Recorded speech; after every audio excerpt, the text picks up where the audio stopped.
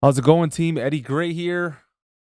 Let's get right back into it. Thus far, we've talked about the two most fundamental aspects of the program: key focus, which is the underlying floor that everything stands on, and then, of course, snap to grid and nudge. And this, I believe, is the very heartbeat of the program. It's what allows you to use it in the most efficient and productive way.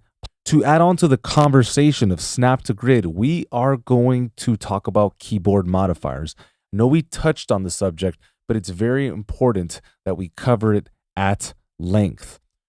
The promise is that if you begin to use the Logic Pro Power User workflow, that your productivity will improve tenfold. It's very important that when you're working with the program, your orientation always is to select region, event, window, perform the action selection, a key command perhaps, and then you will experience a kind of precision that has been hitherto unknown. So keep working on your craft and you will certainly reap the rewards. Keyboard modifiers are a part of navigation and transport. I do like to notify people where it is that we are on the map, what are we currently working on, and how is it helping me.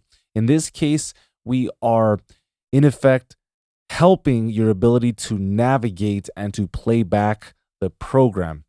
All right, so we talked about key commands.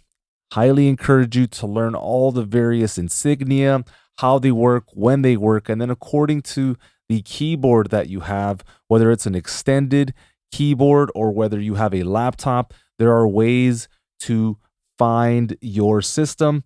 And I know for a laptop, you will be using the function key quite a bit. So go ahead and check that out. The primary players in the game when it comes to keyboard modifiers are Command, Option, Shift, and Control. So the primary applications here when using snap, I'm not referring to nudge, are when moving regions, creating cycle regions, when you are creating marquee selections, and it doesn't matter which format we're using, audio, MIDI, drummer, pattern, and of course when we are moving MIDI events around inside the piano roll. So with all that being said, I would like to cover something that is really interesting in Logic Pro. This is the kind of topic that is ubiquitous. We see it all the time, and yet no one is really talking about it. And so I want to cover that right now. You can see in the illustration here that as I hover over the bottom right of this audio region, the primary tool, the pointer tool, is converting into the resize tool. You can see that as I hover over the middle of this blue region, that the resize tool then converts into the loop tool. And even though this is something you may or may not use, this is in fact the natural behavior.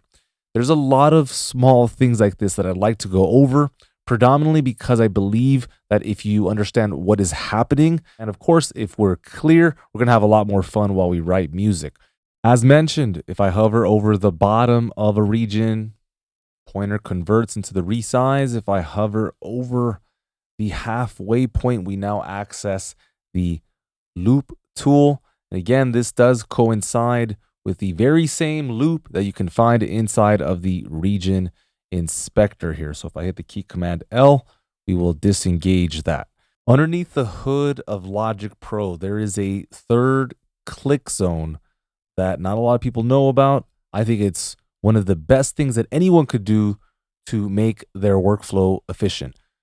Again, we talked about hovering over the bottom right or left of any region. You access the resize tool, and you can go into the loop tool. Well, if you enable this next feature, when you hover over the top rightmost or leftmost border, you can go ahead and access the fade tool.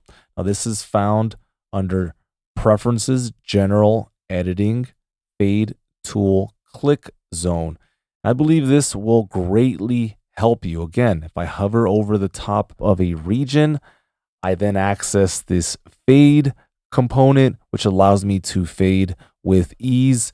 I should point out that you're not seeing anything visually change, but this signal is in fact going to fade.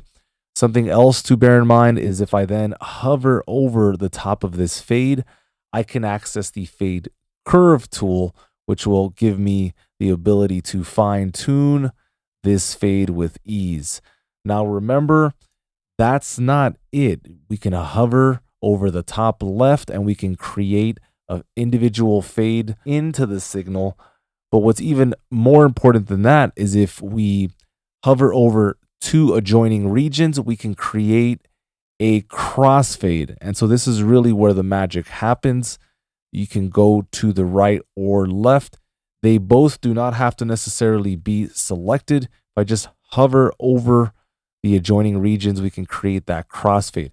And so this is why I'm going to really recommend that you enable fade tool click zone. I think it'll make a massive difference in your workflow.